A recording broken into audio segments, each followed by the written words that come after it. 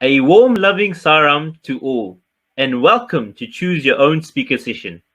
Today, we will be joined by Sister Anuleshni Neelta as she will explain to us the importance of the quote of Swami: "You are not one person, but three. The one you think you are, the one others think you are, and the one you really are." Before we get into the explanation, just a little information to share on Sister Anuleshni. She is the Commissioner for Oaths, Notary Public, a lecturer in law at the University of the South Pacific. In 1998, she was registered as a solicitor and barrister in the Fiji High Court and then served in that role for 15 years. Currently, she is the National Ladies Convener, and previously she has served as the National Service Convener, National Secretary, and National Youth Convener. In 2019, she completed the Kailash Mansarovar Yatra by herself, and her only motivator was her Sai Shiva. When she reached the foot of Kailash, she felt his love immensely and realized the power of self-effort. With saying this, over to you, sister. Om Sai Ram. My humble pranam at the lotus feet of Bhagwan Sri Satya Sai Baba. Om Shri Sai Ram, dear Sai family. Today I am humbled and also grateful to Bhagwan for giving me an opportunity to talk to you all today. I hope to share my perspective on Swami's teachings and pray that it will help you to work towards your own upliftment. Swami says, you are not one person but three. The one you think you are, the one others think that you are, and the one you really are. Today, this is my topic, dear brothers and sisters. Now, to start with,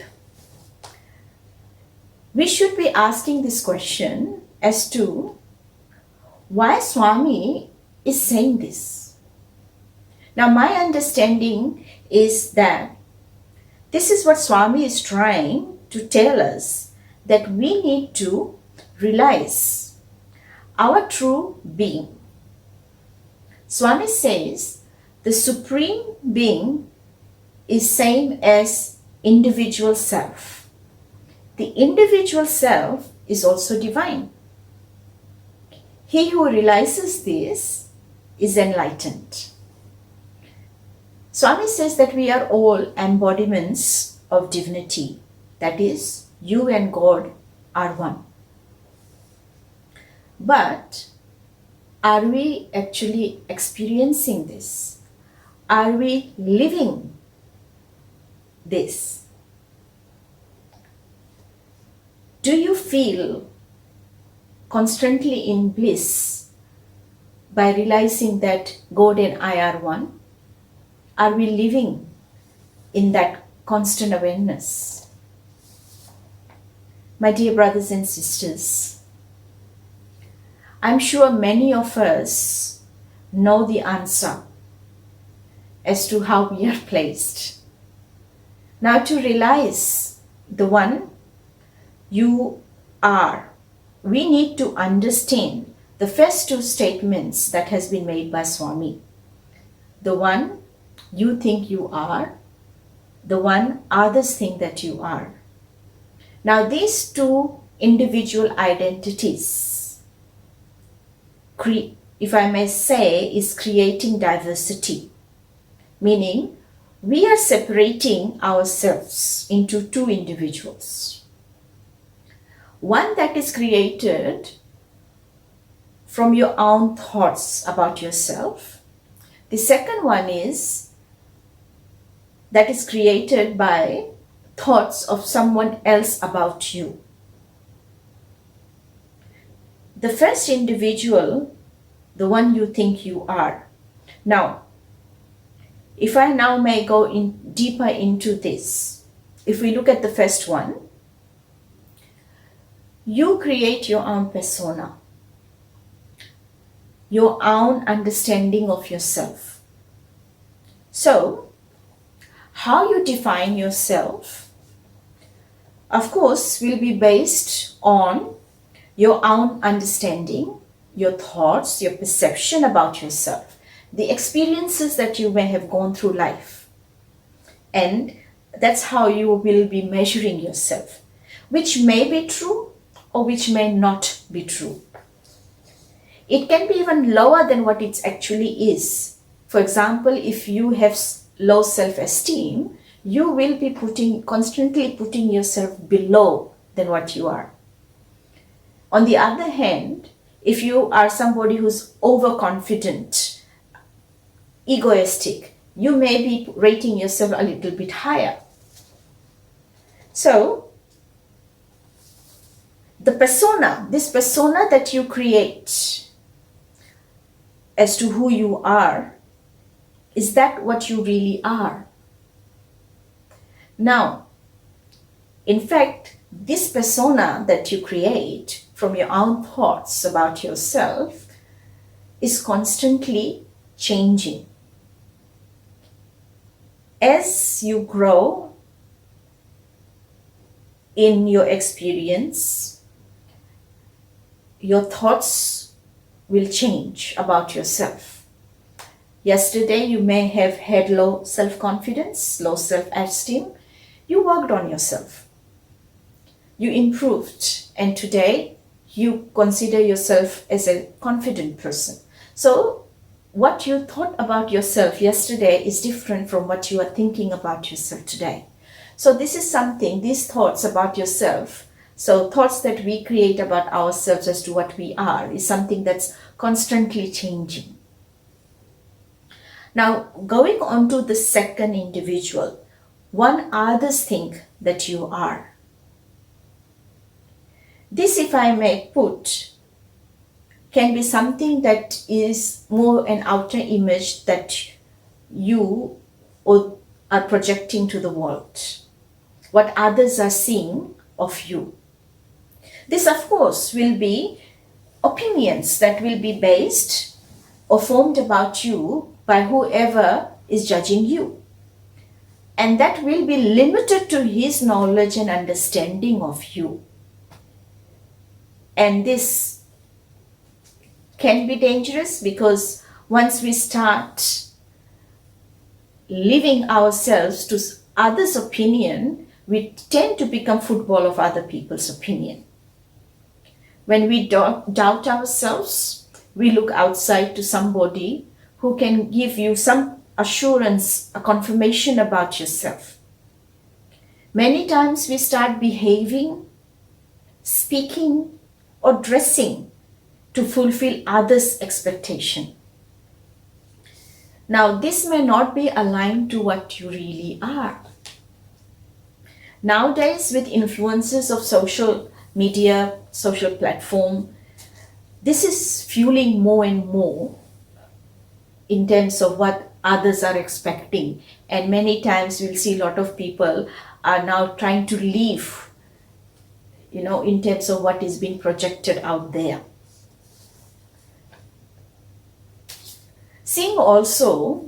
This applies to us in terms of your own self. Now, we get judged by others, but we are also judging others. That is why Swami says that we have to move away from this diversity and move towards unity. Swami says, when you look into the mirror, you will only see your own reflection. You won't see any third person in that mirror. Similarly, everything that we see around ourselves, we are seeing actually our own reflection.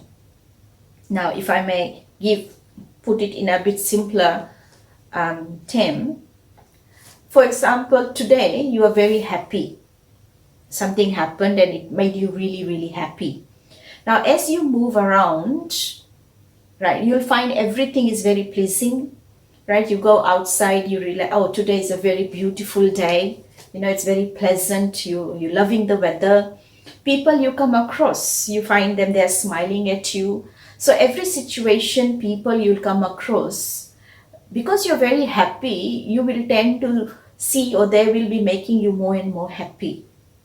Now, to the contrary, say you're going through some issues and you're very upset about it, you're going through a lot of emotions, negative emotions, you feel a lot of anger, then you will notice that everything that's happening around you is fueling that anger more and more.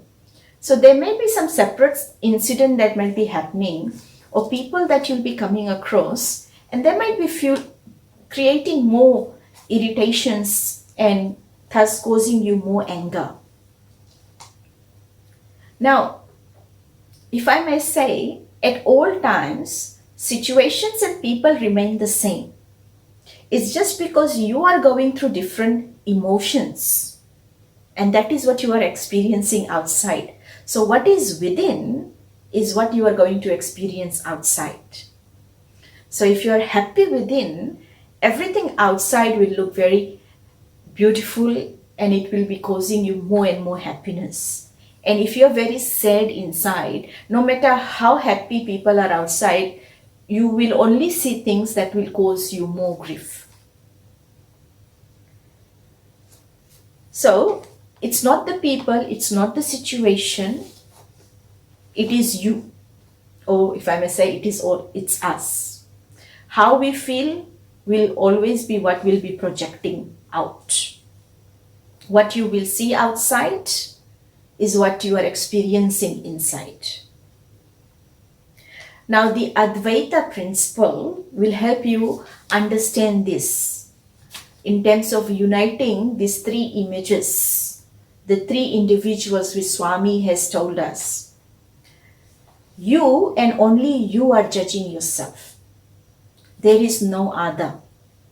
That is why Swami says we must remove thoughts of separateness. We must also recognize and practice the principle of oneness.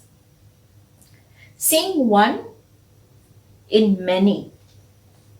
And that is why Swami always says, move away from body and mind. Because we are too attached to body, and because the thoughts that are constantly changing in our mind, they all create these different personas of us, right? Or into causing this separateness. So we are separating ourselves based on our attachment to our body, because we only identify as us being you, or I being I, and you treating somebody else, not somebody who's an extension of you, but a separate individual. So the first two, it's very important to understand so that we can merge the two individuals into one, that is who you really are. Now, I think life will become very easy if we all practice the third one, that is who you really are. Practice Swami's teachings with all integrity. Swami accepts you as you are, but of course we need to play our part, we need to do our role so that we realize that we are one with him. Practice his teachings sincerely.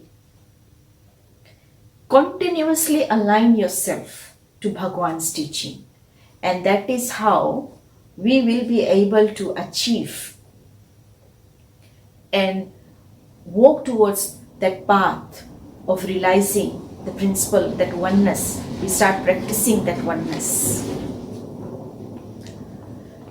So, how do we start? Now, Swami has given us many tools. He through his numerous discourses has given us lots and lots of tools. Just take one of his teachings. Then you will start realizing once you start practicing. Practice unity in thought, word, and deed. Once we are united within, so this whole concept of what Swami, how he indicates that we are three individuals, he's trying to tell us that the reason we are not realizing our true divinity is because we have moved away from that. We moved away from our true form, and we have created these different individuals based on our thoughts, based on what others are thinking of you. So we have to merge, we have to move away. So move away from that. And how do we do that? We have to start practicing in unity in your thought, word, and deed. Remove the thought, and that will help you to remove the thought of separateness. Spend every moment in contemplation of God. Make your life, daily life, as that He is part of you. And by living that, it will become very easy. And that is why I'm saying that leaving the last one, that is who you really are, is more easier than leaving the first two identities. Because once you are constantly integrated with Swami, once you constantly integrated with his teachings, you will find that life and living will become much more easier. You will no longer things that would trouble you. You might not find them troubling at all. In fact, they may purely become non-existent. So living in constant integrated awareness will help you to unite. So when you, in terms of, the first one, like one of his Swami's teachings that we look at, his teaching of Lavol Savo. Now, though it may seem very simple, but if you look into and break it down, Lavol Sevol starts actually with self. That is, loving your own self. It has to come from within first. That journey that you are making has to be inward first. So loving yourself. We forget to do that. We forget to love ourselves. And we tend to develop, and you may not, this may be something that you may be doing subconsciously, you may not even realize that you are doing, but your own actions, your own thoughts about yourself is creating self-hatred. So love yourself. Give yourself that time.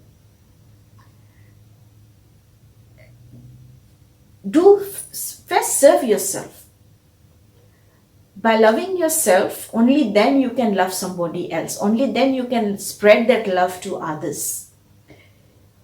And so in terms of the thoughts, changing your thoughts about yourself from criticism, from negative, carrying negative thoughts into positive, that you are in fact divine and that Bhagwan is always with you.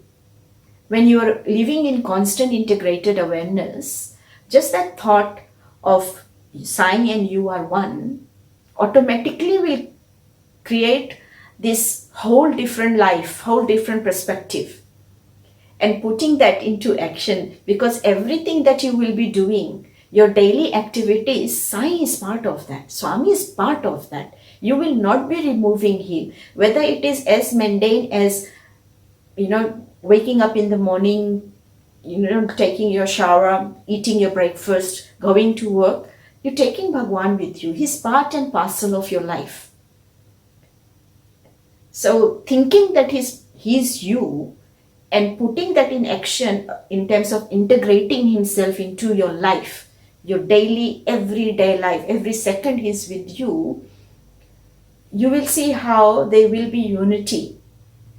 And then you'll only be, because you're always aware that Sai is with you, you are so filled with love, whatever you'll say will always be loving.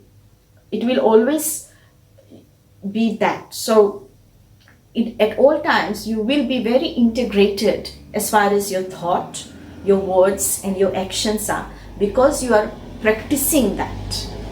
So that is why, my dear brothers and sisters, practice unity of thought, word and deed. It will help you towards that journey of removing the separateness of that three individuals and merging that into one. And you will, as Swami has put us on that path, you will walk towards uniting, and unity is divinity.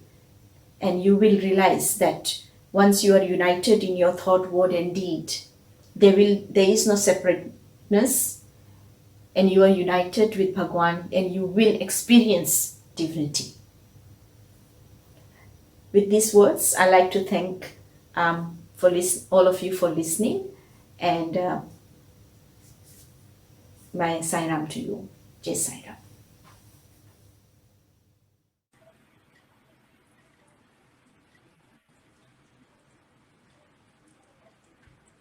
Saram sis, and thank you for that wonderful talk.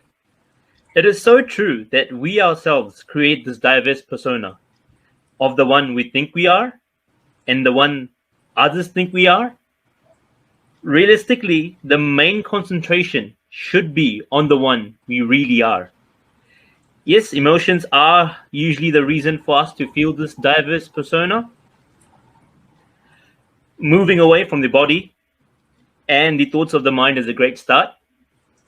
Practicing Swami's teaching sincerely and constant integrated awareness of Swami will help realize who we really are. Moving on to the questions. On the journey to realize our true self, we live life to others' expectations, and we also live a life to show others what we are. How can we live a life of realization of our true self? Sai Ram. See, the journey we make, as Bhagwan has said, that we constantly forget, why we are here or who we are. And this is because we give too much attachment or too much attention to our body, our thoughts. And that is why we need to move away from that. Now, see, realization of true self cannot happen something that can happen overnight. It will have to be a constant practice on our part. And Bhagwan has given us numerous tools, but he's also said, all you have to do is practice my teachings. And I think if we just take any one of his teachings and apply it in our life, we just sincerely, we apply it, be authentic to every aspect of it, every aspect of practice, be authentic about it, be integrated to Bhagwan. That is the most important thing. And when you're constantly integrated to him, he becomes part and parcel of you. And when he is you, then you don't have to worry about anything else. And everything will just come naturally. It will come to you because it's already inherent. Divinity is already inherent in us. It's not something that is outside. Only thing we have to do is to realize it. And it will come from simple practices that we can impart in our daily life. So it's not something, when you talk about self-realization, of course, it's such a heavy topic, something that, people have spent lifetimes. We've heard about Rishi Munis, how they've done thousands and thousands of years of meditation just to gain self-realization. But Swami is not telling us to go and meditate. He's telling us to live in this world, and all we have to do is just apply his teachings into our life. So as simple as, level several, even coming to that. So just simple teaching as level several. If you actually break that down, it will start from self, loving your own self. So moving away from self-doubt, self-hatred, and appreciating the qualities that you have, what Bhagwan has given you, whatever you have around you. As Bhagwan says, that we tend to always go outwards, meaning the second line of his quotation that you are what others think you are. So because we concentrate so much, or we pay attention to so much what others are saying, others are expecting of us, we forget ourselves. We tend to forget ourselves. We forget who we are actually.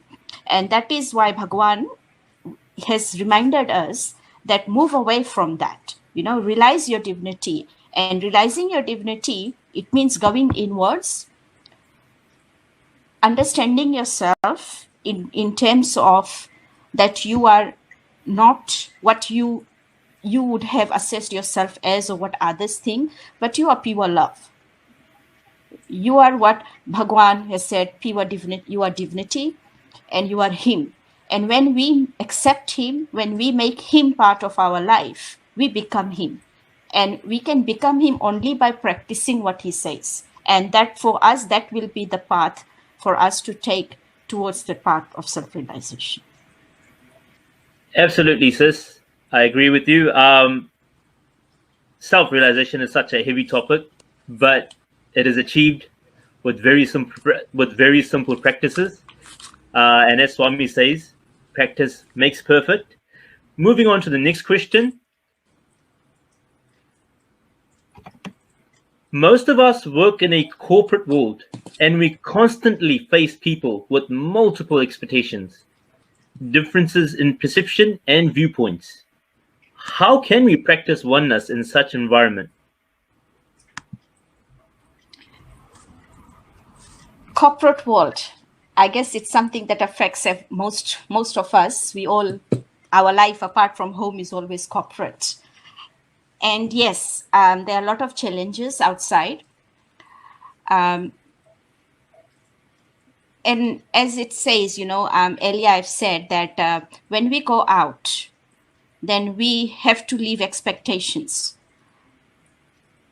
There's a lot of expectations of us. It starts from the time, your parents having expectation of you. Maybe your spouse will have certain expectation of you. Your children will have expectation of you. And same when you go out working, your employers will have expectations of you. So our life seems to be made up of so many expectations. And it does have a bearing, yes. Sometimes we feel so powerless, because we are not able to meet expectations. So how do we deal with this? And I think the simple way, of course, Bhagwan said the answer of all problems is love. And we have to understand when he talks about love, what is he actually talking about?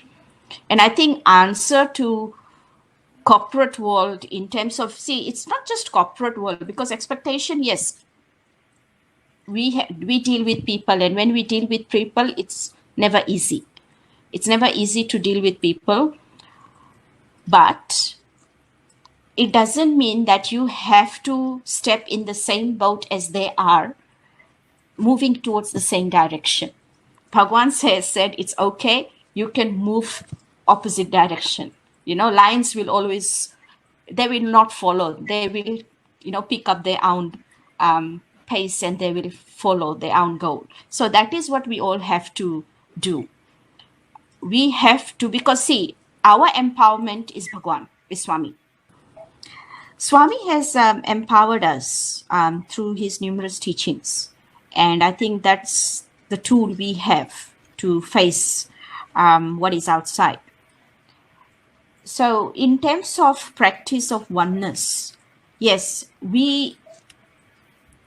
it's very hard to actually say that when we meet somebody to say that, you and I are one.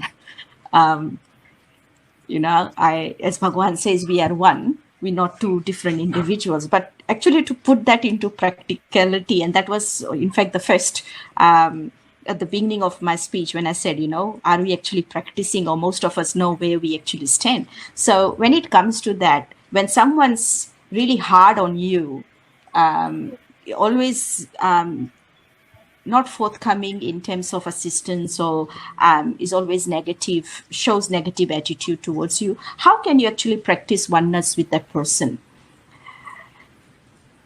It will be difficult actually to first to accept that, but I think the first step you need to take, which I have actually applied a lot in my life, in terms of my work environment, as a legal practitioner, for meeting different types of people, different environment altogether, very aggressive, because people always come with problems and they're aggressive, so when you actually have to deal with that. So one is, of course, you have to accept as they are, accepting them as they are. It's not that we need to change them, no, but we need to change ourselves, so you have to at all times be loving, except not in terms of loving when I say that you have to be loving towards them, but loving towards yourself, accepting it, no matter how harsh the words are coming. It's okay. This person is a bit stressed. He does not understand the words he's speaking right now, but I accept it. So just merely accepting the situation as they are, it will give you some sort of power to deal with that situation that is right in front of you. So accepting the situation, accepting the people as they are for that time, and then you will find solutions how you deal with problems that will come. And that, as I said, will only help you once you start practicing love, realizing the power of love. And that is how you can then take a little step towards realizing that oneness. And then you will see end of the day that no one's separate from you. Once, so just start practicing. Forget about the results. Just start practicing. I hope that answers your question. Saram sis, it absolutely did. It is so true. Practicing oneness is a little bit difficult in working environments, but as Swami says, you don't have to oblige, but you can speak obligingly to start off with. And best thing to do is obviously not have any expectations. Absolutely. Okay, so that brings us to the conclusion of this session. Thank you, sis, once again for your time. And also thank you to all the attendees. Saram. Saram.